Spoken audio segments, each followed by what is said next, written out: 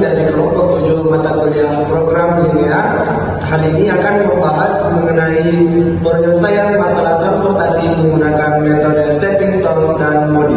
Sebelum itu, izinkan kami memperkenalkan diri kami. Perkenalkan, saya Muhammad Farizul Fahmi dengan NIM 230101501042. Saya Cahaya Sinalaki dengan NIM 230101502009.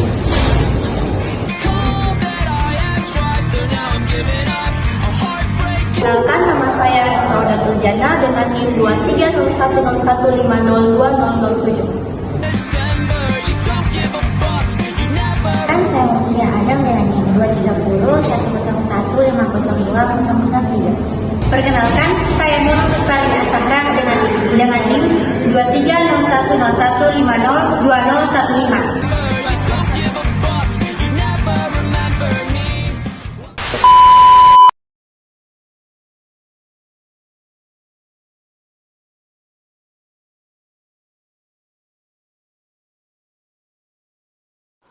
Baik, bismillahirrahmanirrahim. Assalamualaikum warahmatullahi wabarakatuh.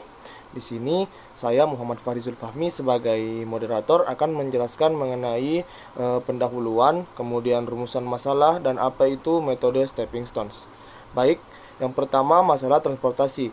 Masalah transportasi merupakan model khusus dari masalah pemrograman linear dan cara penyelesaiannya dapat dilakukan dengan menggunakan metode simplex atau pula menggunakan teknik-teknik khusus seperti yang disebut dengan transplantation teknik yang penyelesaiannya lebih efisien. Penyelesaian masalah model transportasi pada pendistribusian suatu barang dari suatu sumber atau yang disebut supply ke tujuan yang disebut demand dengan menggunakan beberapa tahap yaitu inisialisasi, pengoptimalan, dan juga iterasi. Kemudian kita masuk ke penyelesaian akhir, di mana penyelesaian akhir ini merupakan hasil optimal dari pemecahan masalah transportasi yang dihadapi. Karena penyelesaian masalah transportasi ini menggunakan tabel-tabel, maka tabel akhir atau tabel optimal ini berisikan hasil dari pemecahan yang optimal dari masalah transportasi yang dihadapi. Metode stepping stone dan modi merupakan metode klasik yang telah terbukti efektif dalam menyelesaikan masalah transportasi. Namun, keterbatasan kedua metode tersebut dalam menangani masalah dengan skala besar dan kendala kompleks mendorong para peneliti untuk mengembangkan modifikasi atau kombinasi dengan metode lain. Nah, dalam kasus nyata, seringkali menghadapi kendala seperti ketidakpastian, permintaan, perubahan biaya transportasi, serta keterbatasan kapasitas. Kemudian kita masuk ke bagian rumusan masalah. Nah, adapun rumusan masalah yang akan dikupas pada video kali ini, yaitu yang pertama, seberapa efisien metode stepping stone dan modi dalam menyelesaikan masalah transportasi dengan berbagai ukuran serta kompleksitas. Yang kedua, seberapa akuratkah solusi yang dihasilkan oleh metode stepping stone dan metode modi dalam meminimalkan total biaya transportasi. Yang ketiga, faktor-faktor apa yang mempengaruhi akurasi solusi yang dihasilkan oleh kedua metode tersebut. Keempat, apa saja kendala dan tantangan yang dihadapi dalam penerapan kedua metode tersebut dalam kasus nyata. Terlebih dahulu kita masuk ke metode stepping stone, di mana metode stepping stone ini merupakan salah satu pendekatan dalam menyelesaikan masalah transportasi yang bertujuan untuk mencapai distribusi barang secara optimal dengan biaya serendah atau seminimal mungkin. Prosedur metode stepping stone dimulai dengan menentukan solusi awal yang feasible yang biasanya diperoleh dari metode Northwest Corner, Least Cost, atau Vogel's Approximation Method atau FAM. Solusi awal ini tidak selalu optimal, tetapi merupakan titik awal untuk melakukan evaluasi. Kemudian kita masuk ke dalam metode modi. Dalam memecahkan masalah transportasi, selain menggunakan metode stepping stone, metode modi juga dapat digunakan untuk mencari solusi optimum, di mana metode modi atau dikenal juga sebagai metode potensial atau metode UV ini melakukan evaluasi dari suatu lokasi transportasi secara matriks. Solusi dengan menggunakan metode modi adalah suatu variasi dari metode stepping stone yang didasarkan pada rumusan dual. di mana MODI ini berbeda halnya dari metode stepping stone dalam hal bahwa dengan MODI tidak perlu menentukan semua loop variabel non-baris. Metode MODI ini menghitung indeks bilangan baik baris maupun kolom yang akan ditingkatkan tanpa menggambarkan semua loop atau jalur tertutup. Baik, untuk materi selanjutnya akan dijelaskan oleh rekan saya, Nur Raudatul Jannah. Kepadanya dipersilahkan. Nah, selanjutnya yaitu efisiensi metode stepping stone dan metode MODI. Nah, secara umum metode MODI ini lebih cenderung efisien daripada metode stepping stone dalam hal waktu komputasi dan jumlah iterasi yang diperlukan untuk mencapai solusi yang optimal. Nah, ini dikarenakan karena beberapa faktor. Yang pertama yaitu perhitungan indeks perbaikan. Nah, metode MODI menghitung indeks perbaikan untuk setiap sel kosong secara simultan, sedangkan metode stepping stone menghitung indeks perbaikan satu persatu melalui pembentukan loop. Nah, hal ini membuat metode MODI ini lebih cepat dalam menemukan sel yang perlu diperbaiki. Nah, yang kedua yaitu konvergensi. Nah, metode MODI ini seringkali lebih cepat mencapai suatu kondisi yang optimal dibandingkan dengan metode stepping stone. Terutama untuk masalah transportasi, untuk masalah transportasi dengan ukuran yang besar. Nah, selain itu ada pun faktor lain yang dapat mempengaruhi. Yang pertama yaitu implementasi algoritma. Nah, efisiensi suatu metode ini juga dapat dipengaruhi oleh kualitas implementasi algoritma di dalam perangkat lunak. Nah, algoritma yang teroptimasi dengan baik ini akan menghasilkan waktu komputasi yang lebih cepat. Nah, yang kedua yaitu solusi awal. Nah, solusi awal yang baik ini dapat mempercepat proses konvergensi kedua metode. Nah, metode pemilihan solusi yang awal yang berbeda ini dapat menghasilkan waktu komputasi yang berbeda pula. Nah, selanjutnya yang ketiga yaitu kriteria penghentian. Nah, kriteria penghentian yang dapat digunakan ini juga dapat mempengaruhi jumlah iterasi yang diperlukan. Nah, meskipun metode MODI secara umum ini lebih efisien daripada metode stepping stone, pemilihan metode yang tepat ini tetap bergantung pada karakteristik masalah yang spesifik. Nah, untuk masalah transportasi dengan ukuran yang besar dan kompleks, metode MODI merupakan pilihan yang lebih baik. Namun, untuk masalah transportasi dengan ukuran yang kecil dan sederhana, metode stepping stone ini mungkin cukup memadai. Nah, selanjutnya yaitu analisis akurasi oleh metode stepping stone dan metode MODI dalam masalah transportasi. Nah, analisis akurasi solusi dalam masalah transportasi ini bertujuan untuk mengukur seberapa dekat solusi yang dihasilkan oleh suatu metode dengan solusi optimal yang sebenarnya. Dalam konteks ini, solusi optimal adalah solusi yang menghasilkan total biaya transportasi terendah. Nah, ada pun beberapa cara untuk membandingkan akurasi solusi yang dihasilkan oleh metode stepping stone dan metode MODI, yaitu yang pertama perbandingan dengan solusi optimal dan yang kedua yaitu perbandingan dengan metode lain. Untuk mengukur akurasi, beberapa metrik yang umum digunakan, yang pertama yaitu selisih persentase. Nah, hitung persentase perbedaan antara biaya transportasi yang dihasilkan oleh metode yang sedang diuji dengan biaya transportasi yang dihasilkan oleh metode referensi, misalnya solusi optimal atau metode lain. Yang kedua yaitu deviasi standar. Nah, hitung deviasi standar dari selisih persentase untuk beberapa kali perulangan. Nah, yang ketiga yaitu waktu komputasi. Nah, bandingkan waktu komputasi yang dibutuhkan oleh masing-masing metode untuk mencapai suatu solusi.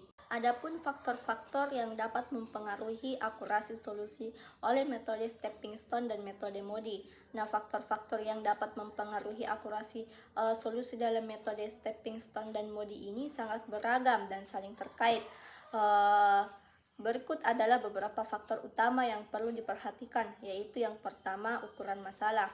Nah, masalah dengan ukuran yang lebih besar ini cenderung lebih sulit diselesaikan secara optimal. Ukuran masalah ini terbagi pula. Yang pertama yaitu jumlah sumber dan tujuan. Nah, semakin banyak sumber dan tujuan, maka semakin kompleks masalahnya dan semakin besar kemungkinan terjadinya kesalahan di dalam perhitungan. Nah, yang kedua yaitu density masalah. Nah, jumlah sel yang terisi dalam tabel transportasi juga dapat mempengaruhi kompleksitas perhitungan. Yang kedua yaitu jenis kendala. Di sini terbagi menjadi 3. Yang pertama, kendala kapasitas. Nah, batasan kapasitas pada sumber atau tujuan ini dapat membatasi ruang solusi yang tersedia dan mempengaruhi suatu akurasi. Yang kedua yaitu kendala transshipment. Adanya titik transshipment atau titik transfer dapat meningkatkan kompleksitas masalah. Yang ketiga yaitu kendala waktu. Nah, kendala waktu pengiriman dapat membatasi pilihan rute dan mempengaruhi biaya total. Ketiga yaitu karakteristik data. Di sini terbagi menjadi 3. Yang pertama, distribusi biaya transportasi. Nah, distribusi biaya yang tidak seragam, misalnya biaya yang sangat bervariasi ini dapat mempengaruhi kinerja metode. Nah, yang kedua yaitu besarnya biaya transportasi. Nah, selisih biaya transportasi yang kecil antara satu rute dengan rute yang lainnya dapat membuat sulit untuk menemukan solusi yang optimal. Yang ketiga yaitu tingkat keseimbangan masalah. Nah, masalah transportasi yang seimbang atau total penawaran sama dengan total permintaan. Nah, umumnya di sini lebih mudah diselesaikan dibandingkan dengan masalah yang tidak seimbang. Nah, yang keempat yaitu solusi awal. Nah, di sini terbagi menjadi 2, yaitu yang pertama metode pemilihan solusi awal. Nah, metode yang digunakan untuk menentukan suatu solusi dapat mempengaruhi kecepatan konvergensi dan akurasi solusi yang akhir. Yang kedua yaitu kualitas solusi awal. Nah, semakin baik kualitas solusi awal, maka semakin cepat metode ini dapat mencapai solusi yang optimal. Yang terakhir yaitu faktor eksternal. Nah, di sini terbagi menjadi 2. Yang pertama, perubahan data. Nah, perubahan pada data input, misalnya biaya transportasi, permintaan, dapat menyebabkan solusi yang diperoleh menjadi tidak valid. Yang kedua yaitu keterbatasan komputasi. Nah, kapasitas komputasi yang terbatas dapat membatasi ukuran masalah yang dapat diselesaikan dan mempengaruhi waktu komputasi. Nah, akurasi solusi yang dihasilkan oleh metode stepping stone dan Modi ini dapat dipengaruhi oleh berbagai faktor yang saling terkait. Dengan memahami faktor-faktor ini, kita juga dapat memilih metode yang paling sesuai untuk masalah transportasi yang spesifik dan mengambil langkah-langkah untuk meningkatkan akurasi solusi. Baik, itulah tadi penyampaian materi dari Nur Raudatul Jannah. Selanjutnya, materi selanjutnya akan dijelaskan atau dipaparkan oleh rekan saya, Nurul Pusparini Az-Zahra. Kepadanya dipersilahkan. Baiklah, di sini saya akan menjelaskan tentang kendala dan tantangan yang dihadapi dalam penerapan metode stepping stone dan metode Modi. Penerapan metode stepping stone dan metode Modi dalam masalah transportasi nyata sering kali dihadapkan pada berbagai kendala dan tantangan yang dapat memengaruhi akurasi efisiensi solusi yang dihasilkan. Adapun beberapa kendala utama. Yang pertama itu adanya ketidakpastian data, meliputi perubahan biaya transportasi, fluktuasi permintaan, dan ketidaktersediaan data. Yang kedua, adanya kendala praktis yang meliputi kapasitas terbatas, waktu pengiriman, dan kendala rute. Kendala yang ketiga yaitu asumsi yang tidak realistis, meliputi biaya transportasi proporsional, permintaan tetap, kapasitas tak terbatas. Asumsi bahwa kapasitas produksi dan permintaan tidak terbatas jarang berlaku dalam dunia nyata. Kendala yang keempat yaitu kompleksitas masalah nyata, meliputi multiproduk, multimoda. Yang kelima yaitu keterbatasan metode yang meliputi asumsi linearitas, dan masalah degenerasi. Untuk mengatasi kendala-kendala seperti yang telah dijelaskan tadi, dapat dilakukan beberapa strategi. Yang pertama itu penggunaan model skokastik. Model skokastik dapat digunakan untuk memperhitungkan ketidakpastian dalam data. Yang kedua yaitu pendekatan multi-objektif. Jika terdapat beberapa tujuan yang saling bertentangan, misalnya meminimalkan biaya dan memaksimalkan tingkat pelayanan, dapat digunakan pendekatan multi-objektif. Yang ketiga yaitu heuristik dan meta-heuristik. Metode heuristik dan meta-heuristik seperti algoritma genetika, simulated learning, atau tabu shares dapat digunakan untuk mencari solusi yang baik dalam waktu yang relatif singkat, terutama untuk masalah yang sangat besar dan kompleks. Yang keempat, robust optimization. Pendekatan robust optimization dapat digunakan untuk membangun solusi yang tetap dan layak meskipun terjadi perubahan pada data input. Yang kelima itu simulasi. Simulasi dapat digunakan untuk mengevaluasi kinerja berbagai solusi alternatif dalam kondisi yang berbeda.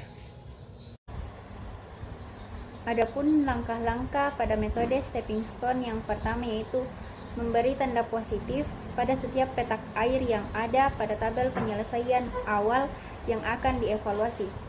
Dari petak air yang akan dievaluasi tersebut, buat suatu jalur yang akhirnya kembali pada petak air yang dievaluasi tersebut, dengan catatan bahwa petak air yang dilalui haruslah petak batu, dan petak batu yang dilalui tersebut diberi tanda negatif, kemudian positif, negatif, positif, dan seterusnya, sampai kembali kepada petak air yang dievaluasi. Langkah selanjutnya menghitung nilai tiap petak batu yang dievaluasi menurut jalur yang sudah dibuat. Langkah selanjutnya, petak air yang terpilih untuk diberi alokasi adalah petak air yang memiliki nilai yang bertanda negatif terbesar. Selanjutnya, jumlah alokasi yang dimasukkan ke dalam petak air yang terpilih dilakukan dengan cara pilih petak batu yang bertanda negatif dari seluruh petak batu dalam satu jalur. Dari seluruh petak batu yang bertanda negatif pada jalur tersebut, pilihlah petak batu yang mempunyai jumlah unit yang terkecil. Jumlah unit pada petak batu yang terpilih tersebut digunakan untuk menambah petak batu pada jalur tersebut yang bertanda positif, sehingga jumlah unitnya bertambah besar, kemudian sebagai pengurang pada petak batu yang bertanda negatif pada jalur tersebut pula. Langkah selanjutnya menghitung biaya transportasi total. Selanjutnya, apabila nilai evaluasi petak air sudah menunjukkan angka lebih besar sama dengan 0, maka distribusi alokasi sudah optimal. Adapun langkah-langkah pada metode MODI, yang pertama yaitu memberi nilai pada masing-masing baris dan masing-masing kolom dengan melihat pada petak batu serta dibantu oleh satu nilai pertama yaitu RA sama dengan 0. Dengan dibantu oleh petak batu serta yang ada, dicari nilai baris dan nilai kolom yang lain dengan formula CIJ sama dengan RI ditambah KJ.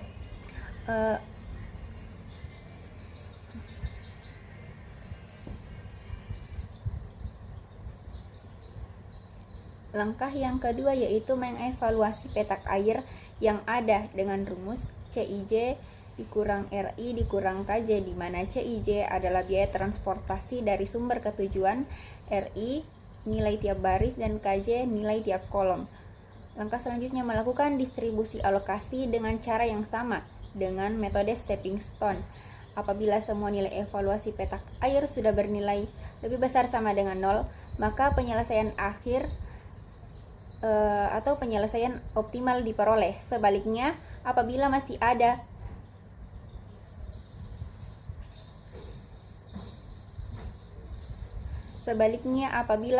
nilai evaluasi petak air yang bernilai kurang dari 0, berarti penyelesaian belum optimal, sehingga perlu dilakukan lagi langkah 1 sampai 4 sehingga diperoleh hasil optimal.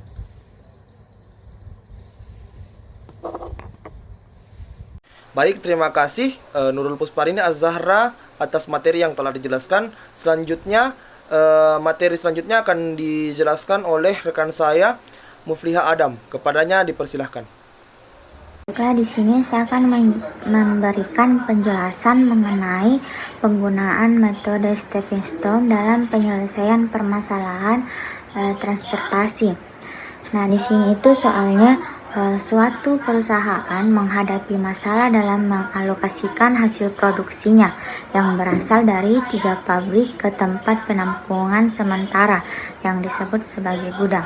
Nah, data yang ada yaitu kapasitas pabrik, kapasitas gudang, dan biaya transportasi dari pabrik ke gudang.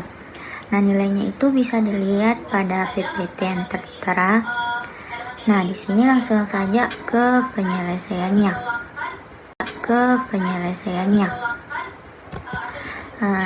Nah, di sini sebelum kita melangkah lebih jauh lagi ke penyelesaian optimal, kita harus membuat dulu atau mencari penyelesaian awal, di mana berdasarkan dari pemaparan dari kelompok sebelumnya dapat kita ketahui bahwa terdapat 3 metode untuk penyelesaian awal masalah transportasi, di mana yaitu metode MWC, biaya sel minimum, dan VAM. Nah, pada contoh ini kami mengambil metode NWC karena metode penyelesaian stepping stone ini akan lebih baik jika dipasangkan dengan metode penyelesaian awal NWC. Nah, di sini itu di PPT sudah tertera tabel solusi awal NWC. Nah, di sini kan di tabelnya itu terdapat bagian dari atau yang disebut sebagai supply, sumber, dan tujuan atau demand.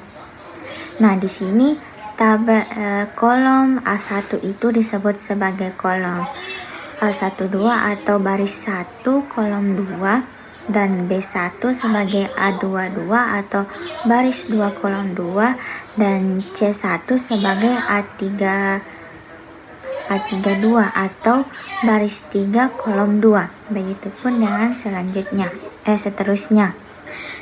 Nah, dalam tabel solusi awal NWC ini terdapat beberapa kotak. Nah, di kotak ini ada yang mempunyai 2 nilai, ada yang mempunyai 1 nilai. Nah, kotak yang mempunyai 2 nilai ini disebut sebagai kotak atau petak batu. Kenapa? Karena ia mendapatkan alokasi. Sedangkan kotak yang mempunyai 1 nilai itu disebut sebagai kotak atau petak air karena ia tidak mendapatkan alokasi. Nah, dalam metode stepping stone ini, sebelum kita menghitung, kita harus mengetahui dulu bahwa pergerakan dari arah metode ini bisa berupa searah jarum jam ataupun berlawanan jarum jam. Setelah di sini itu lompatan yang digunakan juga tidak boleh diagonal dan cepat. Nah, cepat di sini artinya ringkas, tidak berbelit-belit melompat ke titik yang tidak seharusnya ia lewati. Nah, setelah itu setelah menentukan arahnya itu dari mana ke mana, kita memberikan tandanya, yaitu tanda positif dan negatif. Untuk titik awal kita melangkah itu diberikan tanda positif, lalu loncatan selanjutnya diberikan tanda negatif, lalu selanjutnya itu positif, lalu negatif, dan seterusnya. Nah, setelah kita memberikan tandanya, nah kita menghitung hasil atau menghitung nilai-nilainya. Nah, selanjutnya di sini tabel evaluasi 1. Nah, di sini itu terdapat 4 kolom yang disebut sebagai petak air, yaitu A3, B2, B1, B3, dan C1. Menghitung nilai untuk B1. Nah, di sini sudah tertera di layar arahnya, yaitu dari B1 meloncat ke B2.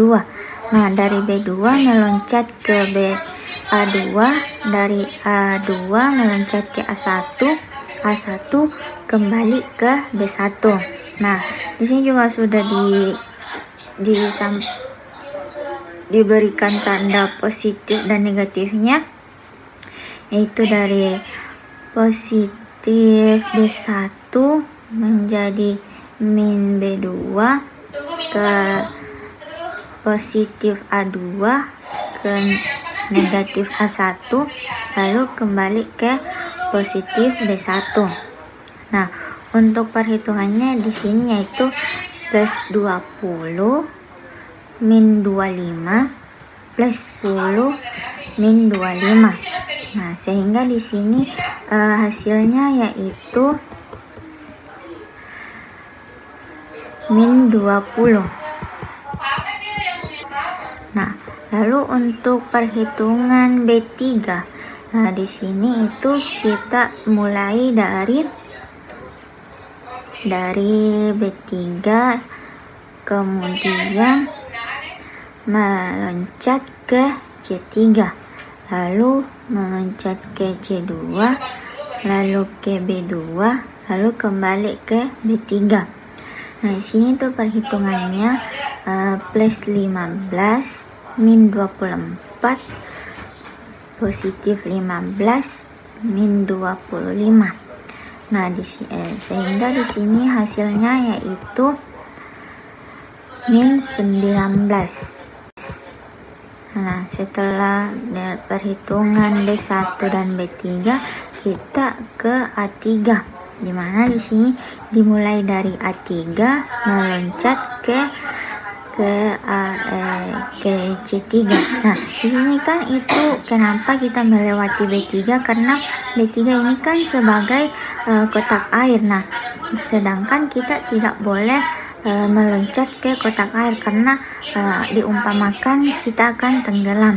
Jadi kita harus meloncat ke kotak batu atau petak batu, yaitu kotak C3. Jadi langsung saja kita dari A3 meloncat ke C3.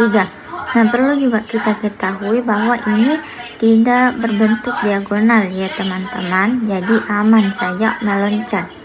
Nah, jadi dari kotak A3 ke C3, lalu dari C3 meloncat ke C2, lalu C2 meloncat ke A2, lalu dari A2 meloncat ke A3. Nah, setelah kita mengetahui nih arahnya dari mana ke mana, kita memberikan tanda itu dari plus 13 min 24 plus 15 min 10. Nah, sehingga didapatkan hasilnya yaitu min 6. Nah, untuk kotak yang terakhir yaitu kotak C1. Nah, di sini itu kan tadi sudah diketahui bisa bisa berlawanan maupun searah jarum jam untuk pergerakan arah perhitungan metode stepping stone. Nah, di sini kita tetap menggunakan searah jarum jam, yaitu dari C1 ke A1. Nah, perlu juga kita ketahui kotak B1 ini disebut sebagai kotak air, jadi kita lewati saja ya. Dari C1 ke A1, A1 meloncat ke A2, dari A2 meloncat ke C2, dari C2 meloncat ke C1 kembali. Nah, di sini nilainya itu plus 30 min 25 plus 10 min 15. Nah, sehingga di sini hasilnya yaitu 0 ya. Nah, di sini sudah tertera di slide selanjutnya. Nah, di sini sudah tertera mengenai hasil-hasil dari perhitungan tadi, yaitu dari kotak A3, B1, B3, dan C1. Slide selanjutnya itu kan terdapat dua tabel, di mana itu tabel sebelum perhitungan dan setelah perhitungan. Nah, tabel sebelum perhitungan itu kan masih tabel seperti pada awal sebelum evaluasi. Nah, di sini itu perhitungannya ada langkah-langkahnya. Yang pertama yaitu memilih jumlah unit yang kecil pada petak yang bertanda negatif. Perlu kita ketahui di sini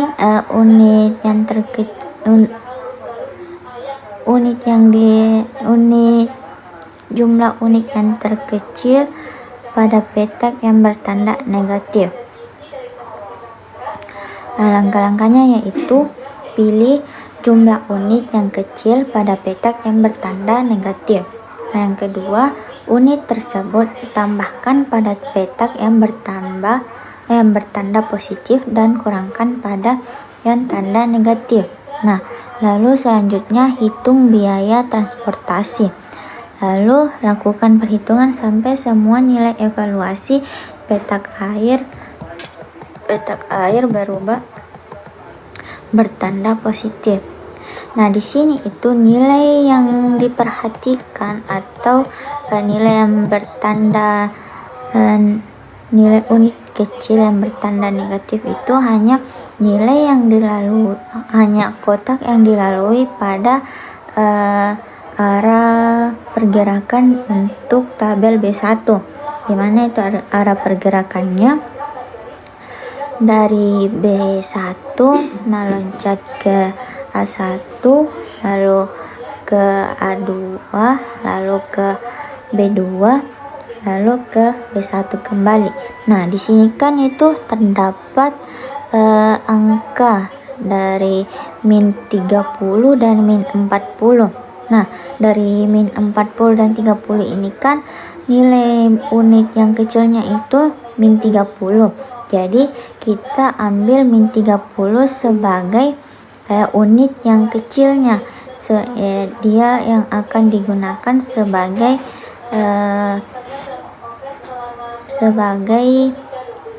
unit yang akan menambah atau mengurangkan unit yang lain. Misalnya pada unit B1 itu kan terdapat 0, jadi 0 dan bertanda positif. Nah, berarti 0 ditambah 30 sama dengan 30. Untuk A1 30 dikurang 30 sama dengan 0.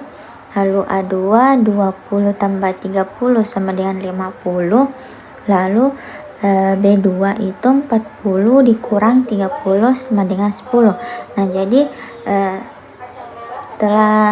jadi nilainya itu dapat dilihat pada tabel setelah perhitungan, di mana 30 kurang 30 sama dengan 0, 0 tambah 30 sama dengan 30, 20 tambah 30 sama dengan 50, dan 40 kurang 30 sama dengan 10. Nah, baiklah, pada slide ini sudah ditampilkan tabel evaluasi 1 dan biaya transportasi total setelah dilakukan evaluasi 1. Nah, pada tabel tersebut itu terdapat perubahan kedudukan pada petak air dan petak batu, di mana petak batunya yaitu pada petak A2, B1, B2, C2, dan C3 dengan biaya transportasi yaitu A2 sama dengan 50 dikali 10 sama dengan 500.000, B1 sama dengan 30 dikali 20 sama dengan 600.000, B2 10 dikali 25.000 sama dengan 250.000, C2 sama dengan 10 dikali 15 sama dengan 150.000, dan C3 sama dengan 30 dikali 24.000 sama dengan 720.000. Kelima hasil kali dari petak batu ini dijumlahkan sehingga mendapatkan hasilnya yaitu 2220. Nah, untuk mengetahui apakah terdapat pengurangan biaya transportasi dari distribusi alokasi 1 ke distribusi alokasi 2, dari hasil perhitungan yang telah dilakukan tadi itu, kita harus mengurangkan hasil dari alokasi 1 dengan alokasi 2, yaitu alokasi satunya itu berjumlah 2820, sedangkan alokasi 2-nya tadi yaitu 2220. Jadi 2820 dikurangkan dengan 2220 menghasilkan 600, ataupun bisa menggunakan cara lain, yaitu perkalian antara nilai evaluasi B1 dengan jumlah unit yang dialokasikan ke B1, yaitu 30 dikali min 20 menghasilkan min 600. Nah, min di sini tanda min di sini itu mewakili berarti terdapat pengurangan. Nah, teman-teman bertanya kenapa kita memilih B1? Karena kan tadi itu di perhitungannya kita mengambil B1 sebagai kotak air yang mendapatkan alokasi. Jadi kita mengambil B1 ini sebagai tempat untuk perkalian antara nilai evaluasinya. Nah, untuk mengetahui lagi apakah 2220 ini merupakan biaya optimal atau belum, maka pada tabel harus dilakukan evaluasi kembali kepada setiap petak air yang baru.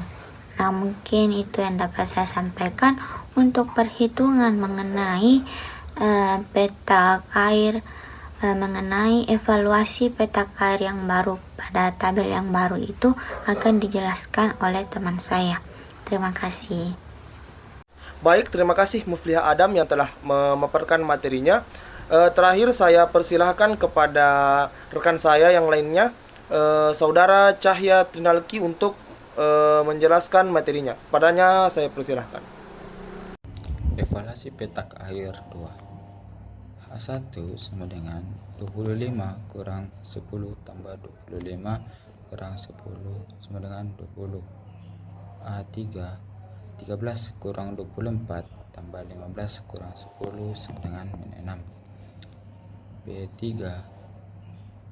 15 kurang 24 tambah 15 min 35 sama dengan min 19.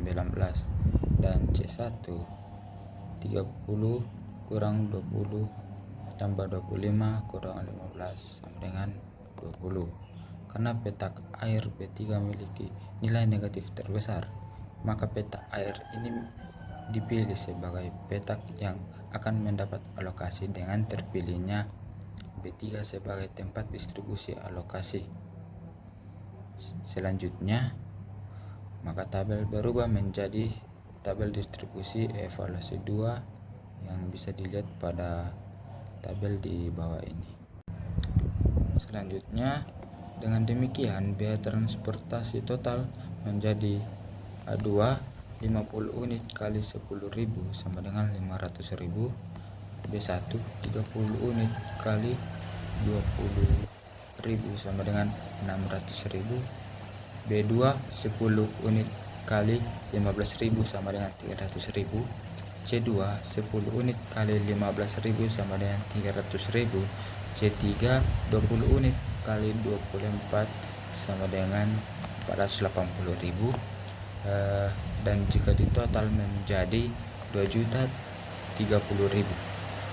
Hasil perhitungan di atas menunjukkan bahwa setelah dilakukan evaluasi petak air 2, terjadi penurunan biaya sebesar 190.000 atau 2.220 kurang 2.030.000, sama dengan perkalian antara nilai evaluasi B3 dengan jumlah unit yang dialokasikan ke B3, yaitu 10x kurang 19 kali 10 kali 19 dengan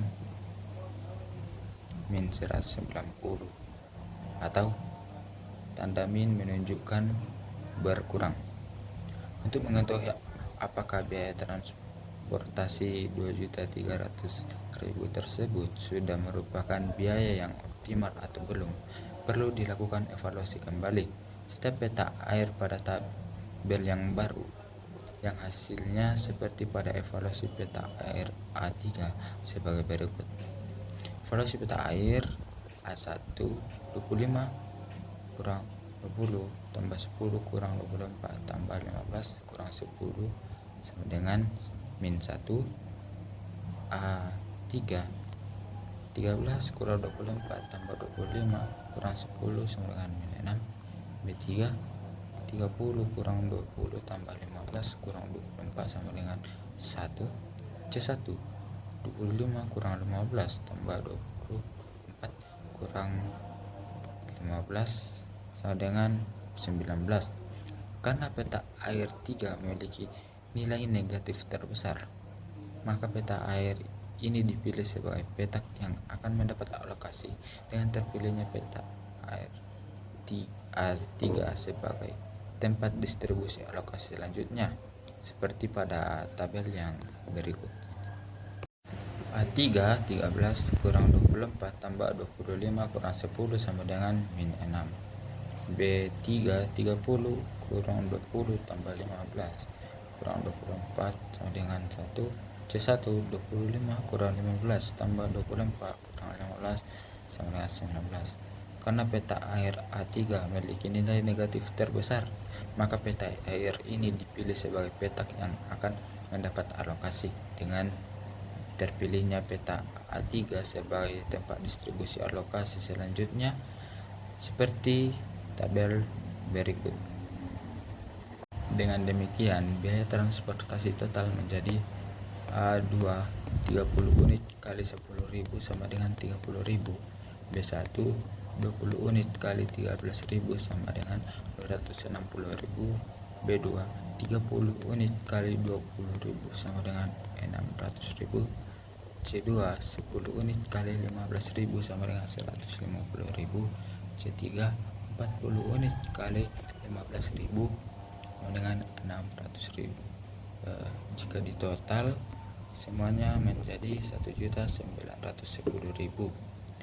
Hasil perhitungan di atas menunjukkan bahwa setelah dilakukan evaluasi peta air A3 terjadi penurunan biaya sebesar 120.000, atau dengan kata lain 2.030.000 kurang 1.910.000, atau sama dengan perkalian antara nilai evaluasi A3 dengan jumlah unit yang dialokasikan ke A3, yaitu 20 kali min 6 sama dengan min 120, atau tanda kurang menunjukkan bahwa berkurang. Untuk mendapatkan apakah biaya transportasi 1.910.000 tersebut merupakan biaya yang optimal atau belum, maka pada tabel tersebut dilakukan evaluasi kembali setiap peta air pada tabel yang baru, yang hasilnya seperti pada evaluasi air 4 sebagai berikut. Evaluasi nilai peta air A1 25 kurang 20 tambah 15 kurang 13 sama dengan 7. B2 25 kurang 10 tambah 13 kurang 15 sama dengan 13. C1 30 kurang 20 tambah 15 kurang 13 tambah 10 kurang 15 sama dengan min 7. Dan C3 24 kurang 13 kurang 10 kurang 15 sama dengan min 6. Karena evaluasi untuk setiap peta air sudah menunjukkan nilai lebih besar daripada 0, atau dengan kata lain positif, maka distribusi alokasi untuk masalah ini telah mencapai penyelesaian yang optimal dengan alokasi distribusi sebagai berikut. Sumber A mengirim pada tujuan 2 sebanyak 30 unit. Sumber A mengirim pada tujuan 3 sebanyak 20 unit. Sumber B mengirim pada tujuan 1 sebanyak 30 unit. Sumber B mengirim pada tujuan 3 sebanyak 10 unit. Sumber C mengirim pada tujuan kedua sebanyak 40 unit dengan biaya transportasi total sebesar 1.910.000.